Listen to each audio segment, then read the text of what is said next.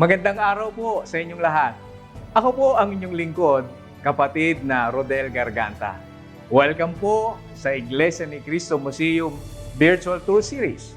Isa pong espesyal na pagtatanghal ang aming inihahandog sa inyo sa episode na ito para sa pagsapit ng bagong gusali sa unang anibersaryo ng pagpapasinaya nito.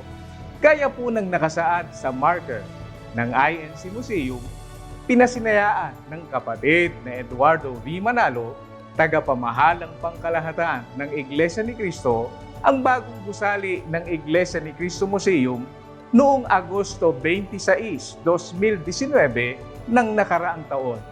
Taos-pusong pasasalamat sa Panginoon Diyos at isa pong malugod at masayang pagbati sa pamamahala ng Iglesia at sa mga bumubuo ng pangangasiwa ng ating museo sa matagumpay na pagsapit ng unang anibersaryo ng bagong gusali ng Iglesia ni Cristo Museum.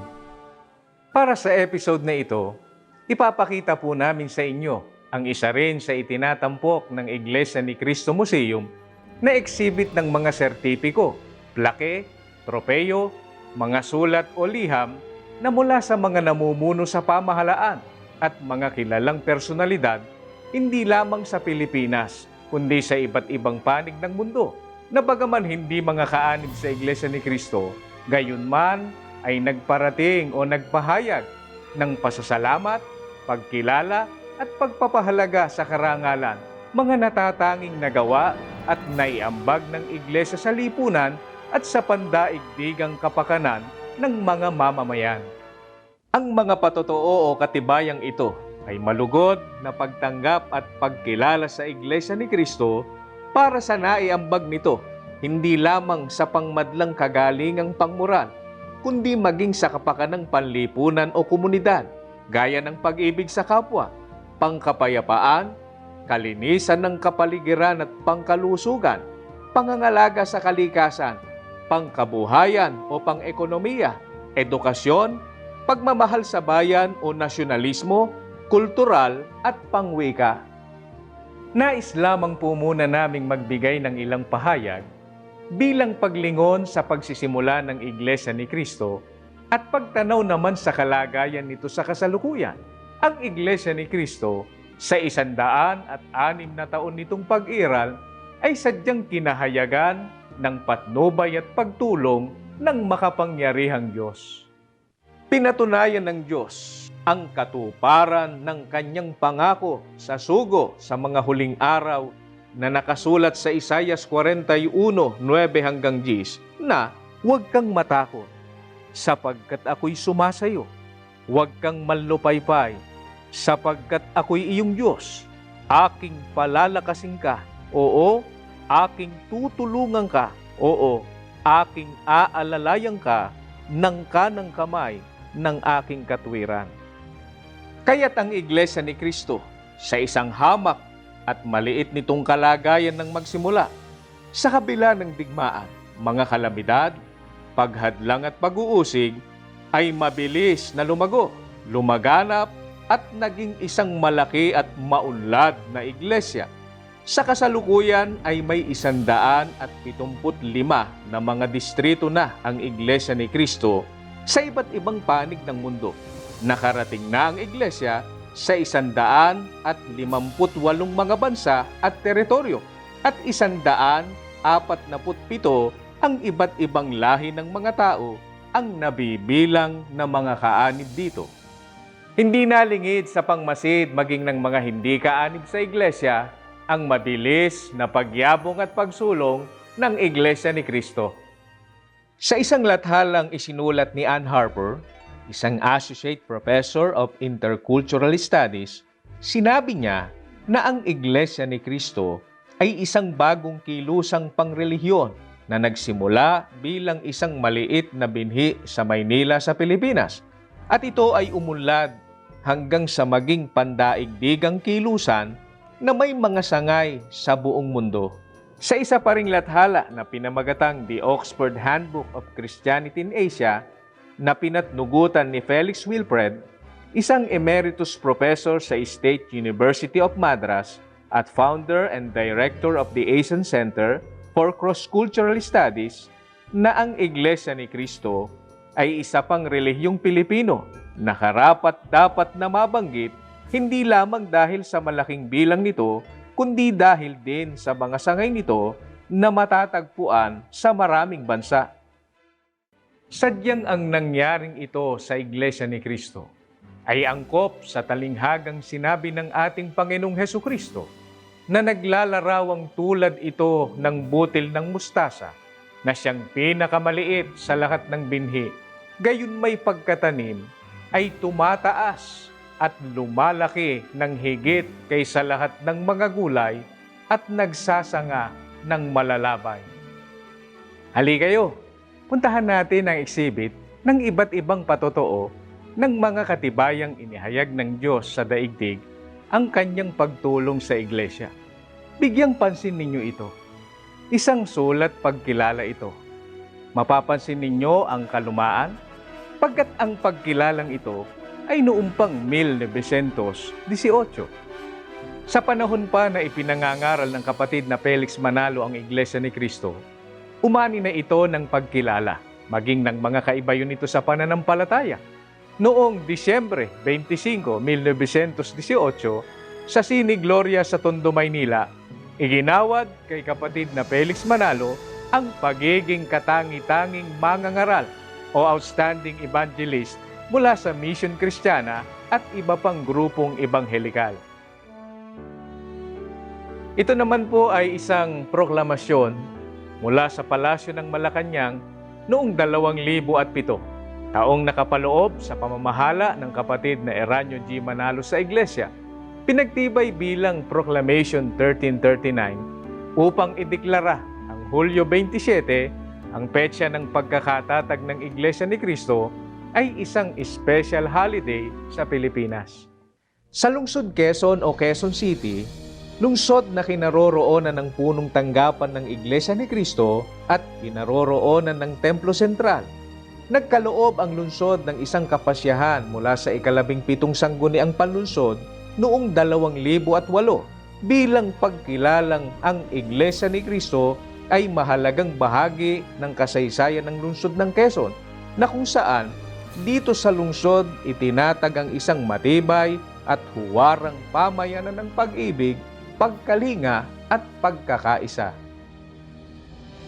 Sa punong lungsod naman ng Pilipinas, ang Maynila, noong 2006, isang kapasyahan at pagbati ang iginawad sa Iglesia ni Cristo bilang pagpupugay at pagbati sa Iglesia ni Cristo dahil sa walang tigil sa pagsasagawa nito ng mga programa at proyektong pabahay na ngayon ay nagbibigay pag-asa sa maraming maralita at naniniwala sila na malaking tulong na ito para sa pamilya na bahagi ng lipunan.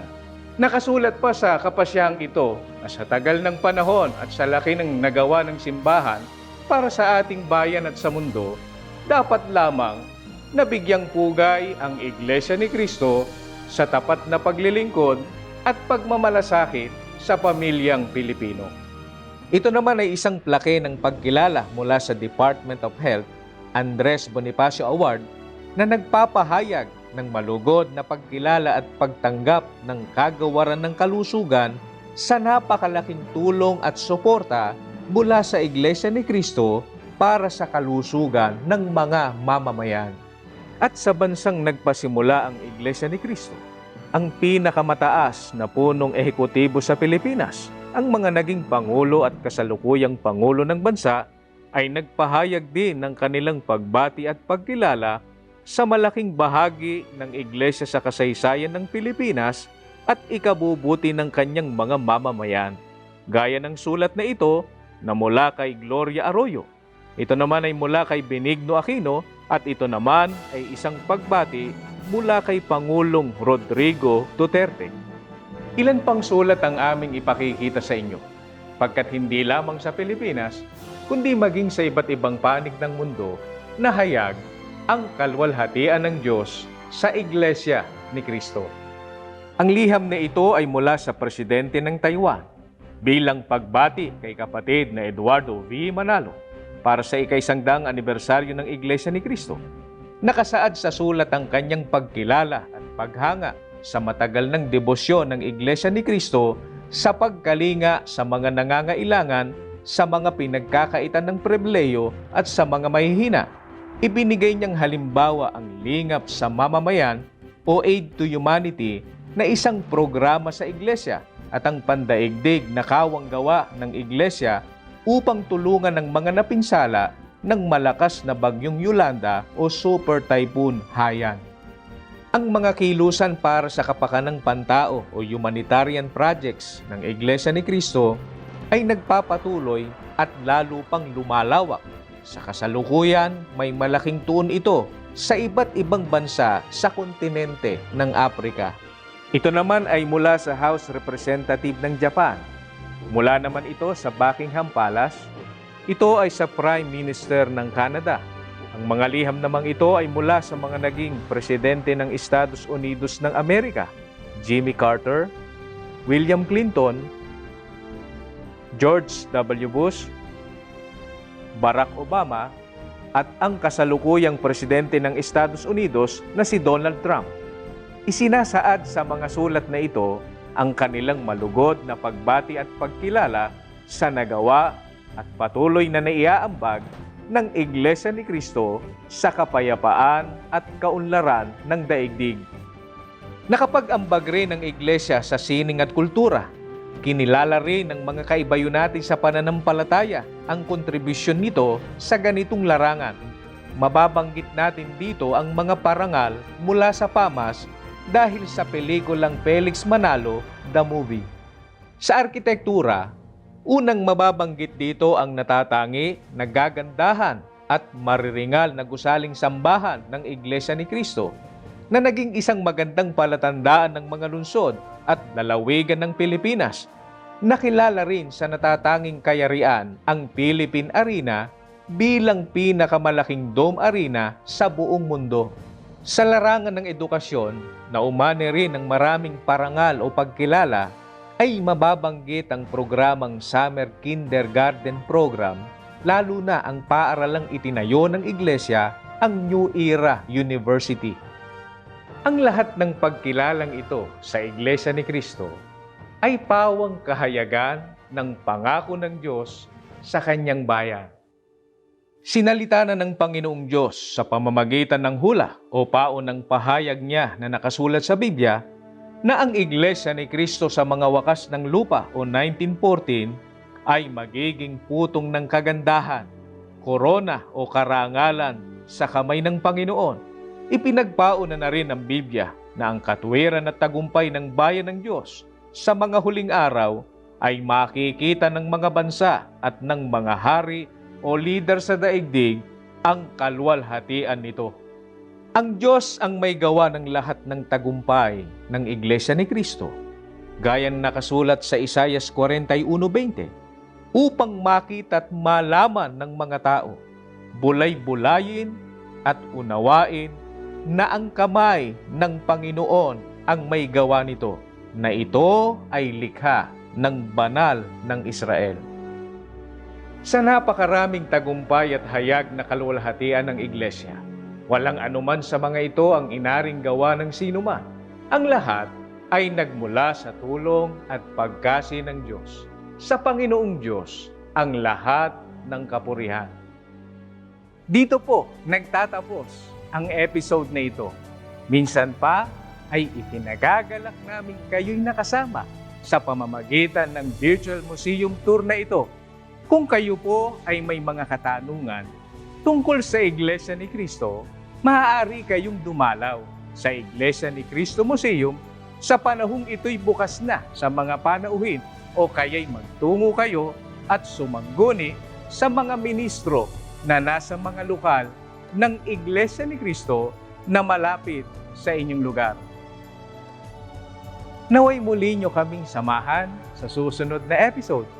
Lagi naming hangarin na kayo ay nasa mabuting kalagayan. Hanggang sa muli, maraming salamat po.